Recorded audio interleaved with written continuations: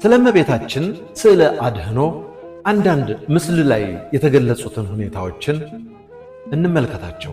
ውድ ተከታታዮች ልታስተውሉት የሚገባው እጅግ በሚስጥር ከተሞላው የእመቤታችን ስዕለ አድኅኖ እኔም እናንተም በጥቂቱ እናውቅ ዘንድ በማሳጠር ባጭር አማርኛ ያነበብኩትና ሌሎች ትርጓሜዎችም ያሉት መሆኑን ልትረዱት ይገባል። በተጨማሪም ቀስት ከቀስት ለይታችሁ ተመልከቱት። ሀሌታ ውሃ የሚለው አክሊለ ብርሃን ሲሆን ይህም በሁሉም ቅዱሳን አናት ላይ ተደርጎ የሚቀመጥ ሲሆን ቅዱስነታቸውን መንፈስ ቅዱስ ያደረባቸው መሆኑን ያመለክታል። የሚነግረን እመቤታችን ከውስጥ የምትለብሰው ቀይ ልብስ አረጋዊ ስምዖን በነፍስሽ ሰይፍ ያልፋል እንዳላት ጌታን ከጸነሰች ጀምሮ ከእርሱ ጋርም የደረሰባትን ሐዘን፣ ጭንቁን፣ መከራዋን ሁሉ የሚያመለክት ሲሆን አንድም እሳተ መለኮትን በውስጧ የተሸከመች መሆኗን ያመለክታል። ሐመራዋ ላይ የምናገኘው በእመቤታችን በስተቀኝ ትከሻዋ ላይ ያለው ኮከብ ጊዜ ወሊድ ድንግል መሆኗን ያመለክታል።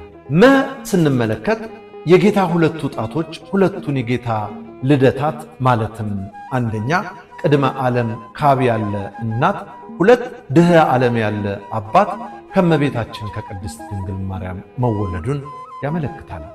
እንመልከት። እመቤታችን በእጇ የምትይዘው መሐረብ ወይም ሰበን ለቶማስ የሰጠችውንና አባቶች በእጅ መስቀላቸው ላይ የሚይዙት የሰበኗ ምሳሌ ነው። እንመልከት። እመቤታችን ከላይ የምትለብሰው ሰማያዊ ልብስ አንድም እንደ ሰማያውያን በፍጹም ቅድስና የተገኘችና አንድም ሰማይና ምድር የማይወስኑትን አምላክ በማኅፀኗ የተሸከመች ዳግሚት ሰማይ መሆኗን ያመለክታል። እንመልከት። እመቤታችን ሁለቱ ጣት በነፍስም በሥጋም በሁለት ወገን ድንግል ወይም ድንግል በክልኤ መሆኗን ያመለክታል። ስናይ ከእመቤታችን ከራስ ላይ ያለው ኮከብ ቅድመ ወሊድ ድንግል መሆኗን ሲያመለክት፣ በተመሳሳይ ጌታ በተቀመጠበት በስተግራው አቅጣጫ ትከሻዋ ላይ በማይታይ ከውስጥ አንድ ኮከብ አለ። እርሱም ድኅረ ወሊድ ድንግል መሆኗን ያመለክታል።